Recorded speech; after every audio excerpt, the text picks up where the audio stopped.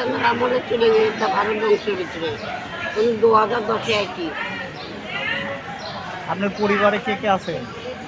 একটা বোন আছে।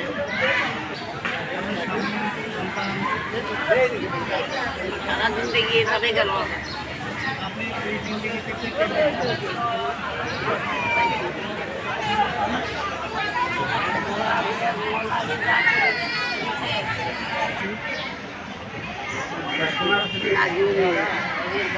নাগিনী নাগিনী লাঠিটা কি করে, মানে কি কাজে ব্যবহার হয় একটু যদি বলতেন।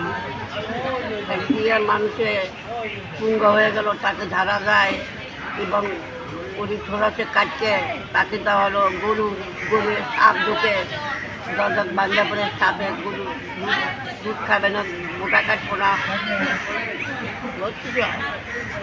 আপনি কি শেষ বৈশাখ পর্যন্ত মস্থানে থাকবেন? আজই তো আর কত। আপনার নামটা কি যেন? আজই বাজে।